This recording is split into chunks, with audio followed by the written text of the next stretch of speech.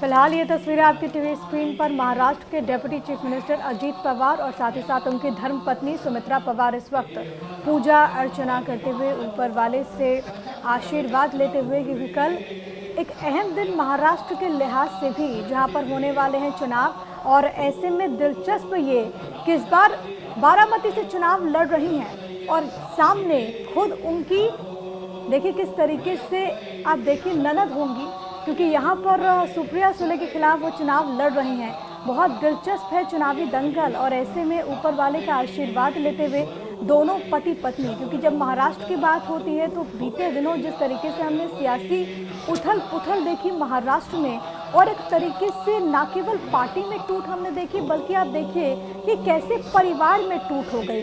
भतीजे हैं शरद पवार के अजीत पवार, वहां पर आमने सामने की जंग नजर आई थी। हालांकि आप देखेंगे कि परिवार के लिए तो सॉफ्ट कॉर्नर जरूर रहा है, लेकिन क्योंकि यहाँ पर राजनीतिक प्रतिद्वंदी हैं, खुद अगर हम बात करें सुमित्रा पवार की तो वो अपनी जो ननद हैं सुप्रिया सुले उनके साथ काफ़ी अच्छे उनके रिश्ते रहे हैं, लेकिन अब क्योंकि चुनावी मैदान में दोनों आमने सामने होंगी, ननद और भाभी के बीच ये महामुकाबला, और इसको लेकर के बहुत दिलचस्प रहेगा देखना कि आखिरकार किसको बढ़त मिलती है, क्योंकि इस पूरे क्षेत्र की अगर हम बात करें तो उसको एनसीपी के गढ़ के तौर पर देखा जाता है। सुप्रिया सुले कई मर्तबा वहाँ से प्रतिनिधित्व कर चुकी हैं और अब क्योंकि मैदान में उनकी भाभी भी हैं, तो ये देखना बहुत दिलचस्प होगा कि आखिरकार किसको जीत का जो आशीर्वाद है वो वहाँ की जनता से मिलता है। प्रीति, बिल्कुल सही कहा प्रिया आपने। और डिप्टी सीएम देखिए, क्योंकि अजीत पवार तो जाहिर सी बात है उनकी तरफ से, क्योंकि जो जनसभाएं की जा रही थी तो वो ये कहते थे कि मैंने आज तक अपनी बहन के लिए मांगा है आपसे वोट, लेकिन अपनी पत्नी के लिए भी मैं आपसे अब वोट की अपील करता हूँ, क्योंकि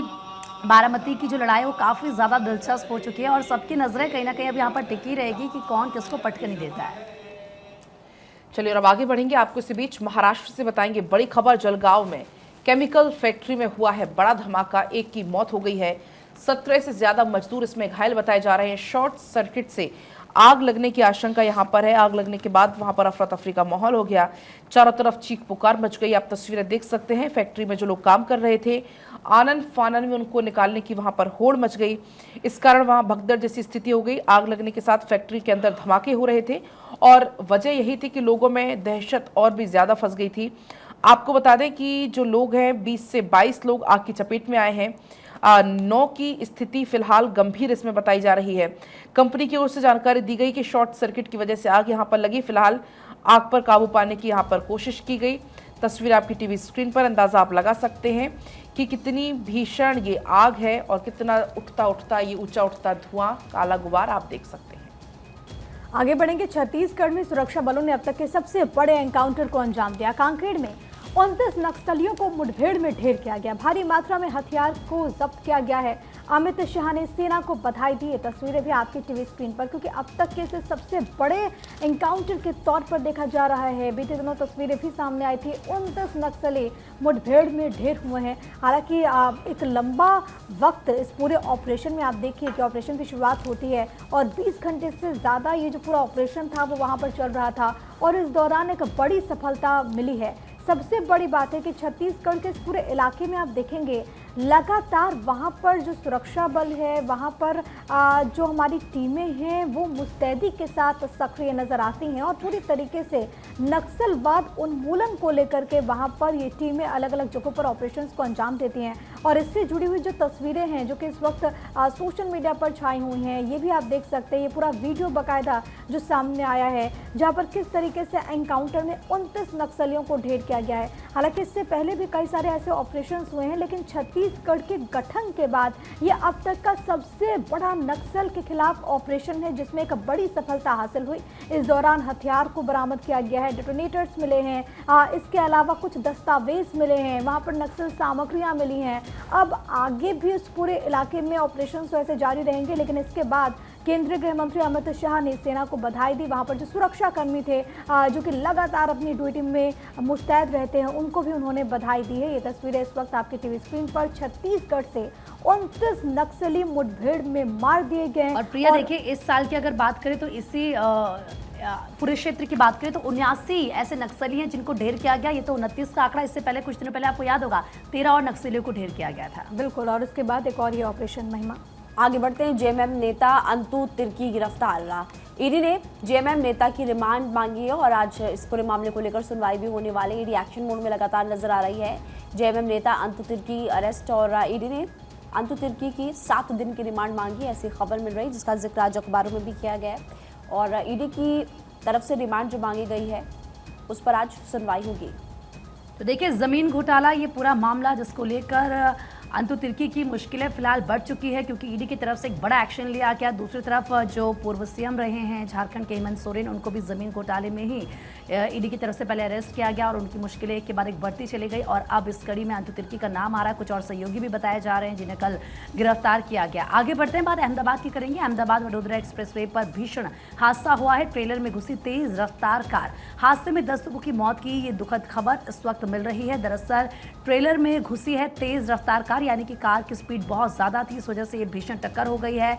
और अहमदाबाद वडोदरा एक्सप्रेसवे पर ये भीषण हादसा हुआ है। तस्वीरें आपको दिखा रहे हैं, देखिए किस तरीके से जो कार है उसकी हालत हो गई है। आप इन तस्वीरों से देख सकते हैं। हालांकि क्रेन की मदद से वहां पर जो कार है उसको हटाने का काम किया जा रहा है, लेकिन हादसे में 10 लोगों की दर्दनाक मौत हो गई जो इस कार में सवार थे लोग। और देखिए किस तरीके से वहां पर रेस्क्यू किया गया, वो तस्वीरें भी आपकी टीवी स्क्रीन पर है। कई बार हम देखते हैं कि एक्सप्रेसवे पर लोगों की स्पीड ओवर हो जाती है, जो लिमिट होती है उसको क्रॉस कर देते हैं, और फिर अचानक से जब इस तरीके से सामने से कोई ट्रेलर या कोई कार या कोई ट्रक आ जाता है तो भिड़ंत जो होती है वो इतनी ज़्यादा भयानक, इतनी ज़्यादा तेज़ होती है कि ऐसे में लोगों को अपनी जान गंवानी पड़ती है।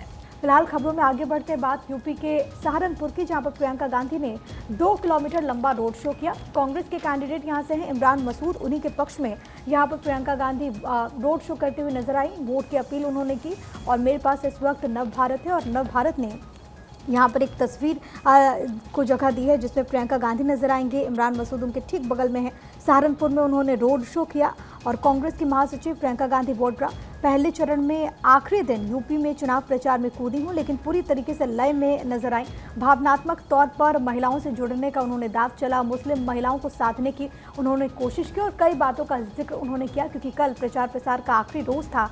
और सहारनपुर में भी क्योंकि कल 19 तारीख को वोटिंग होने वाली है, तो उससे पहले प्रियंका गांधी की तरफ से हुंकार भरते हुए माहौल बनाने की कोशिश की गई इमरान मसूद के पक्ष में। देखिए, राजस्थान की बात करते हैं। मायावती का चुनावी अभियान वहां पर देखने को मिला। अलवर की बात करें तो जनसभा को संबोधित करते हुए वो नजर आई। फजल हुसैन बसपा के यहाँ से प्रत्याशी है और इसी के पक्ष में फिलहाल मायावती वहां पर पहुंची, एक जनसभा को संबोधित कर रही थी। राजस्थान के चुनाव में मायावती लगातार हम देख पा रहे हैं कि कैसे अपने जो प्रत्याशी उन्होंने चुनावी रण में उतारे हुए हैं उनके पक्ष में फिलहाल वोट की अपील करते हुए नजर आ रही हैं। उनकी सभा को लेकर फिलहाल सुरक्षा के लिए से कड़े इंतजाम किए गए थे और एक बड़ी जनसभा उनकी तरफ से फिलहाल की गई। तो वहीं राजस्थान के अलवर में मायावती का एक बड़ा दावा सामने आया। उन्होंने कहा कि केंद्र में बनेगी बसपा की सरकार, दल बदल कानून बनाकर लोकतंत्र को मजबूत करेंगे। तो देखिए किस तरीके से बहुत ही बड़ा दावा यहाँ पर कहीं ना कहीं मायावती की तरफ से कर दिया गया है कि केंद्र में बसपा की सरकार बनेगी। और ऐसे में उन्होंने ये भी कहा कि दल बदल कानून बनाकर लोकतंत्र को हम मजबूत करेंगे। जिस तरीके से आप देखिए किस तरीके से दल बदल कर जो विधायक होते हैं या सांसद होते हैं वो चले जाते हैं दूसरे दल में, और ऐसे में कहीं पर सरकार जो होती है वो अल्पमत में आ जाती है, उसके बाद कोई और सरकार वहाँ पर बन जाती है। तो ये खूब सारा जो ये खेल है ये हमने देखा है पिछले कुछ सालों में, और इसी को लेकर मायावती की तरफ से ये एक बड़ा दावा कर दिया गया है। चलिए और अब आगे बढ़ेंगे। वहीं एक तरफ जहां बसपा अपना दावा कर रही है, दूसरी तरफ बड़ा झटका लगा है आरजेडी को। लोकसभा चुनाव से पहले आरजेडी को बड़ा झटका। पार्टी के राष्ट्रीय उपाध्यक्ष देवेंद्र प्रसाद यादव ने अपने पद से इस्तीफा दे दिया है और अपनी पार्टी भी छोड़ दी है। तो देखिए एक तरफ जहां हर पार्टी अपनी अपनी जीत का दावा कर रही है, दूसरी तरफ लोकसभा चुनाव से पहले आरजेडी को ये बड़ा झटका लगा है। चुनाव अब नजदीक है लेकिन अभी भी लगातार दल बदल का सिलसिला जारी। इसके पहले भी आपने देखा होगा एक के बाद एक कई बड़े चेहरों ने किसी का साथ छोड़ा, किसी का साथ पकड़ा, लेकिन अब आरजेडी को ये बड़ा झटका माना जा रहा है। लोकसभा चुनाव से पहले उपाध्यक्ष हैं देवेंद्र प्रसाद यादव, उनका पार्टी को छोड़ना। आगे बढ़ेंगे। हैदराबाद में रामनवमी पर शोभा यात्रा निकालने की पुलिस ने नहीं दी अनुमति। हैदराबाद में शोभा यात्रा की इजाजत नहीं मिली। बीजेपी की उम्मीदवार माधवी लता ने इसको लेकर के विरोध जाहिर किया और उन्होंने कहा कि टी राजा सिंह का हक है कि वो शोभा यात्रा निकाले, लेकिन कल ही दरअसल पूरा मामला सामने आया था और भारत 24 ने आपको बताया भी था कि किस तरीके से वहां पर शोभा यात्रा को लेकर के बवाल हो चुका है, क्योंकि रामनवमी का पावन पर्व था। तो ऐसे में कई जगहों पर शोभा यात्रा निकाली जाती है। हैदराबाद में विवाद तब हो गया जब शोभा यात्रा को वहां पर अनुमति नहीं मिली, जिसके बाद बीजेपी के तमाम जो बड़े नेता थे उन्होंने विरोध जाहिर किया। हैदराबाद सीट से ही माधवी लता क्योंकि चुनाव लड़ रही हैं असदुद्दीन ओवैसी के विरुद्ध, तो उनसे जब सवाल पूछा गया तो उन्होंने कहा कि ये तो हक है, और क्योंकि टी राजा सिंह बीजेपी के यहाँ से नेता विधायक, उनको यहाँ पर अनुमति नहीं मिली थी, तो उसके बाद माधवी लता कहती है कि उनका हक है कि वो यहाँ पर शोभा यात्रा निकाले। लेकिन कुल मिलाकर के इसको लेकर के वहाँ पर विवाद की स्थिति देखने को मिल रही है और चुनाव से ठीक पहले इस मुद्दे को भी लेकर के सियासत जाहिर है कि काफ़ी ज़्यादा तेज नजर आएगी हैदराबाद में। आगे बढ़ते और अगली खबर आपको बताएंगे जो कि कल सभी लोगों के लिए काफ़ी ज़्यादा इंपॉर्टेंट थी। वो इसलिए क्योंकि रामलला का हुआ सूर्य तिलक। अब देखिए, प्रधानमंत्री मोदी ने ऑनलाइन रामलला का सूर्य तिलक देखा। एक्स पर पोस्ट करते हुए लिखा है कि सूर्य तिलक विकसित भारत के हर संकल्प को दिव्य ऊर्जा से प्रकाशित करेगा। तो ये इस वक्त हम आपको तस्वीर भी दिखा रहे हैं। प्रधानमंत्री मोदी जब रामलला का सूर्य तिलक हो रहा था, बैठकर गैजेट पर तस्वीरें देखते हुए नजर आए। प्रिया, अपना अखबार दीजिए जरा। आपके अखबार में बताया गया विस्तार से प्रिया की के पास से एनबीटी, और एनबीटी में फिलहाल ये हेडलाइन है, रामलला 4 मिनट माथा चूमती रही सूरज की किरणें। पीएम ने गैजेट पर देखी पूरी प्रक्रिया। प्रधानमंत्री मोदी ने चुनाव प्रचार के दौरान अपनी गैजेट पर सूर्य तिलक का आयोजन देखा और एक्स पर लिखा हुआ है कि नलबाड़ी की सभा के बाद मुझे अयोध्या में रामलला के सूर्य तिलक के अद्भुत पलों को देखने का सौभाग्य मिला। सूर्य तिलक को देखते हुए अपनी 2 तस्वीरें भी फिलहाल प्रधानमंत्री मोदी की तरफ से साझा की गई है। और कल एक और ख़ास तस्वीर हमने ये देखी कि प्रधानमंत्री मोदी इन तस्वीरों को नंगे पैर देख रहे थे। अपने जूते उतार दिए प्रधानमंत्री मोदी ने, और जूते उतार कर आप देखिए कितने भावुक प्रधानमंत्री मोदी फिलहाल नजर आ रहे हैं। न सिर्फ देश के प्रधानमंत्री नरेंद्र मोदी बल्कि कल देश की जो जनता है वो भावुक नजर आ रही थी। 500 साल से इंतजार था और इतने भव्य तरीके से रामनवमी फिलहाल मनाई गई है। इंतजार हर सनातनी कर रहा था, इंतजार हर राम भक्त कर रहा था, और इंतजार खत्म हुआ और वो दिव्य भव्य अलौकिक दर्शन देश की जनता को हुए। बिल्कुल, और देखिए अपने प्लेन में बैठकर प्रधानमंत्री ने इन तस्वीरों को देखा, लेकिन जो भाव था, जैसे कि महिमा ने कहा, और कल सोशल मीडिया पर यही चर्चा हो रही थी कि नंगे पांव यानी कि चप्पल को उतार दिया, क्योंकि वो जानते थे कि वो प्रभु रामलला के दर्शन कर रहे हैं, भगवान के दर्शन कर रहे हैं। और ये जो भाव है प्रधानमंत्री का, यही उनको जनता से जोड़ता है, जो लोगों का दिल जीत लेता है। तो देखिए, अयोध्या में सूर्य की किरणों से हुआ रामलला का सूर्य तिलक। रामनवमी पर अद्भुत नजारा दिखा। रघुनंदन का हुआ सूर्य तिलक। वो तस्वीरें हर किसी ने कल देखी। एक बार फिर से कल देश की जनता भावुक थी उन तस्वीरों को देखकर। बिल्कुल ऐसा लग रहा था जैसे 22 जनवरी के दिन जो तस्वीरें सामने आई थी, सबकी आंखें नम थी अपने रामलला को देखकर, क्योंकि 500 सालों का संघर्ष रहा, इंतजार रहा है। राम भक्तों ने कल दिव्य दर्शन के। दुल्हन की तरह पूरी अयोध्या को सजाया गया था। और ये देखिए, जब सूर्य किरण से रामलला का सूर्य तिलक हुआ, उस वक्त का ये दिव्य नज़ारा, अद्भुत नज़ारा आपको दिखा रहे हैं। और प्रीति, यहाँ पर विज्ञान ने भी कह सकते हैं कि रामलला को नमन किया है। बिल्कुल, आपने सही कहा, क्योंकि देखिए क्योंकि टेक्नोलॉजी का यहाँ पर इस्तेमाल किया गया। 4 लेंस लगाए गए थे, 4 दर्पण लगाए गए थे, इसके अलावा 20 पाइप लगाए थे, 65 फीट ये पूरा जो सिस्टम था इसको तैयार किया गया था। और उसी के बाद ये देखिए पलक की कल की तस्वीरें जिससे सबका दिल जीता। बिल्कुल, तो ये तस्वीरें लगातार हम दिखा भी रहे हैं। रामनवमी के अवसर पर रंगीन रोशनी से पूरी रामनगरी नहाई हुई नजर आई। राम मंदिर में अद्भुत नज़ारा देखने को मिला। देर रात तक राम भक्तों की यहाँ पर भीड़ लगी रही। और मेरे पास नवोदय टाइम्स इसमें हेडिंग भी यही दी हुई है, विज्ञान से पूजे गए भगवान श्री राम, रामलला का सूर्य तिलक हुआ। और ये जो उपकरण है 1.25 करोड़ में इस उपकरण को तैयार किया गया था। इसमें अष्ट धातु का उपयोग किया गया था। अष्ट धातु के करीब 20 पाइप इसमें लगाए गए थे और कुल लंबाई इसकी 65 फीट रही। सूर्य तिलक के लिए इसमें सूर्य की गर्मी भी करीब आधी कम की गई। तो पूरी यहाँ पर ध्यान रखा गया। प्रधानमंत्री नरेंद्र मोदी ने कहा, अयोध्या में भगवान श्री राम का जो सूर्य तिलक है लोगों के जीवन में ऊर्जा लाएगा और देश को नई ऊंचाई छूने के लिए प्रेरित करेगा। 500 साल के बाद अयोध्या में मंदिर में आपको बता दें, प्रधानमंत्री मोदी ने कहा कि सूर्य तिलक समारोह के साथ साथ भगवान राम का जन्मोत्सव मनाया गया। तो रामलला के जन्मोत्सव पर भव्य आयोजन हुआ। शाम में सरयू नदी के तट पर विशेष आरती की गई। आस्था की गंगा में डूबे राम भक्त। और शास्त्रों में इस बात का वर्णन है कि जब प्रभु श्री राम का प्राकट्य हुआ होगा पृथ्वी पर, तो कैसी स्थिति हुई होगी। कहते हैं कि उस वक्त पवित्र चैत का महीना था। नौमी तिथि थी, शुक्ल पक्ष था और सबसे अहम देवतागण पृथ्वी पर आ गए थे।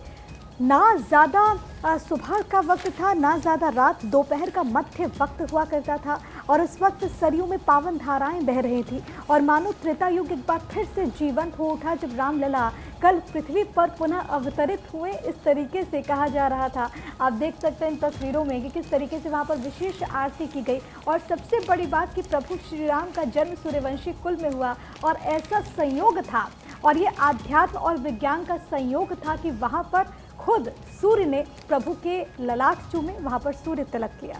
बिल्कुल, जो मुहूर्त उस वक्त था वही मुहूर्त कल अभिजीत मुहूर्त की हम बात कर रहे हैं। कल एक खास रिपोर्ट के जरिए में आपको बताया भी था, अभिजीत मुहूर्त ही कल था, तो ये संयोग ही था। देखिए, मुकेश अंबानी की बेटी अनंत ने भी नवरात्रि के आखिरी दिन दतिया पहुंचकर मां पीताम्बरा के दर्शन किए हुए हैं। ये तस्वीरें आपको दिखा रहे हैं, पीताम्बरा माता के दर्शन करने के लिए वो दतिया पहुंचे, पूजा अर्चना की, आरती वहाँ पर हो रही थी। अनंत वहाँ पर शामिल हुए हैं, उनके साथ आप देखिए बड़ी संख्या में श्रद्धालु भी वहाँ पर मौजूद हैं और अनंत अंबानी ने माँ पीताम्बरा के दर्शन किए। धूमावती माता की आरती में भी वो शामिल होते हुए नजर आए। काफ़ी ज़्यादा स्पिरिचुअल हैं। अमूमन हम उनके परिवार और उनकी तस्वीरें ऐसी देखते रहते हैं।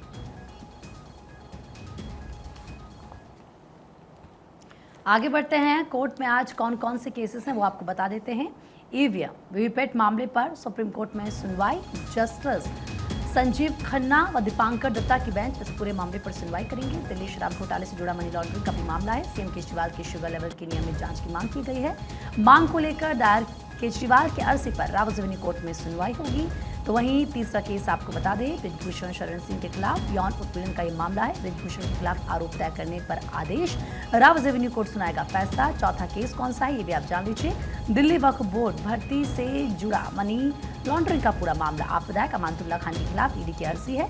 अर्जी पर रावत रेवेन्यू कोर्ट सुनवाई करेगा। पांचवा मामला दिल्ली शराब घोटाले से जुड़ा मनी लॉन्ड्रिंग का मामला। मनीष सिसोदिया की रावत रेवेन्यू कोर्ट में पेशी होगी। मनीष सिसोदिया की न्यायिक हिरासत खत्म हो रही है, ऐसे में सुनवाई इस पूरे मामले में होगी। तो वहीं अगला मामला रामपुर से जुड़ा हुआ है।